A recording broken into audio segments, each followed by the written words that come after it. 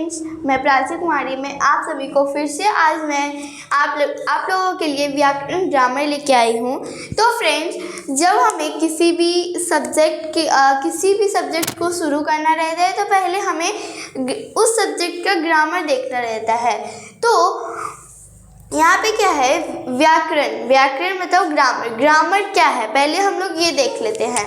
व्याकरण वह शास्त्र है जो भाषा को शुद्ध रूप से बोलना, पढ़ना, लिखना सिखाता है।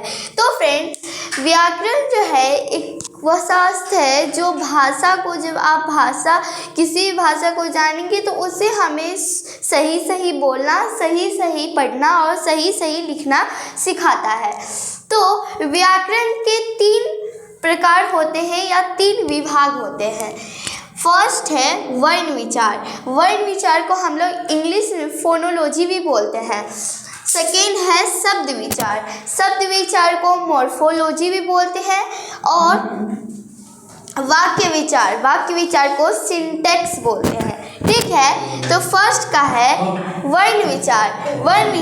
इसके अंतर्गत हम वर्णों के रूप, भेद, उच्चारण, संधि आदि पर विचार करते हैं।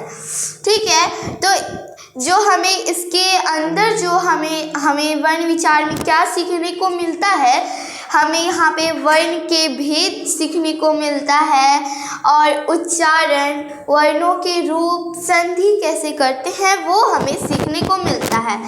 अब है शब्द विचार में हमें इसके अंतर्गत क्या मिलता है।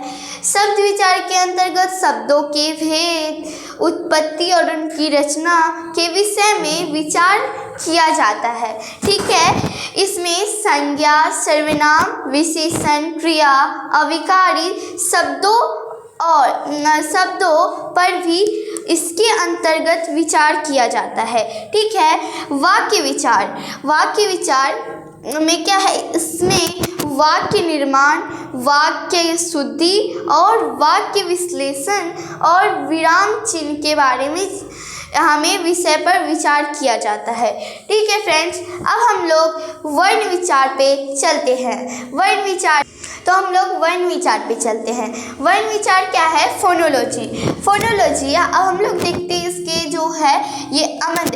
हम लोग जब इसमें जानना है तो पहले हम लोग ये जो जानते हैं, एग्जाम्पल जानते हैं इसके। अमन जो है अ प्लस म प्लस अ प्लस न प्लस अ, इसमें 5 ध्वनियाँ हैं। ठीक है, अ म अ प्लस न म न अ। अब नल है न हलन प्लस अ ल हलन प्लस अ, इसमें 4 ध्वनियाँ हैं। सेब में देखते हैं, सेब में स हलन प्लस ए प्लस ब हलन प्लस अ है, इसमें भी 4 ध्वनियाँ हैं। ये ध्वनियाँ इतनी छोटी है कि इनके और अधिक टुकड़े नहीं किए जा सकते। इन ध्वनियों के लिखित रूप को वर्ण कहते हैं। ठीक है, ये जो ध्वनि हमने देखा अमन, नल और सेब के जो, तो अब हम लोग एक और चीज़ जानते हैं क्या कि हलन, ये हलंत कहाँ से आता है। देखिए, ये जो है जैसे कि हमें लौ को तोड़ेंगे तो यहाँ पे क्या हो जाएगा, लौ में से अ अलग हो जाएगा। तो अ जब अलग होगा तो यहाँ पे बच जाएगा बस ल हलंत। ये इसमें जो ल हलंत में अ हट जाता है, तो इसीलिए हम इसे ल हलंत, इसका जो है इसे हम और टुकड़ा में नहीं बांट सकते हैं। ठीक है, तो ये ध्वनियाँ, अब ये भी वही कहते हैं क्या कि ये ध्वनियाँ इतनी छोटी है कि इनके और अधिक टुकड़े नहीं किए जा सकते। इन ध्वनियों को लिखित रूप में वर्ण कहते हैं। ठीक है, वर्ण को अक्षर भी कहते हैं। भाषा की, अब हम लोग वर्ण के डेफिनेशन के बारे में जानते हैं। ठीक है, वर्ण क्या है वो जानते हैं।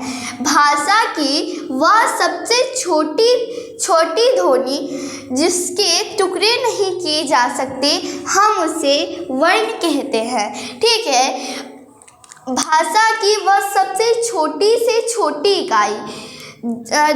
इकाई मतलब ध्वनियाँ जिसके टुकड़े ही नहीं किए जा सकते।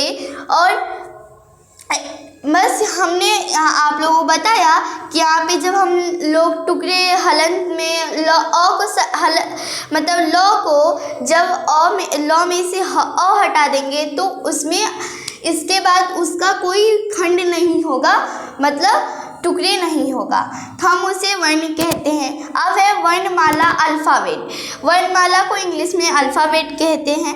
इसका देख लेते हैं वर्णमाला क्या है। वर्णों के व्यवस्थित समूह को वर्णमाला कहते हैं। वर्णों के व्यवस्थित समूह को वर्णमाला कहते हैं। अब है स्वर।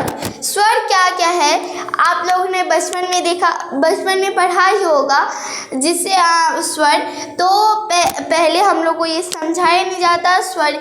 तो यहाँ पे देखिए अ, आ, हर्षही, दीर्घही, एन, हर्षऊ, दुर्गऊ, ए, ऐ, ओ, औ, ये सारे ये 10 स्वर हैं, ये जो है ये स्वर कहलाते हैं। इसके बाद जो हम लोग पढ़े हैं अनुस्वार और विसर्ग। अनुस्वार और विसर्ग जो है ये अयोगवाह में आते हैं। ठीक है फ्रेंड्स, अनुस्वार विसर्ग अयोगवाह में आते हैं। तो फ्रेंड्स अब हम लोग आगे की ओर चलते हैं।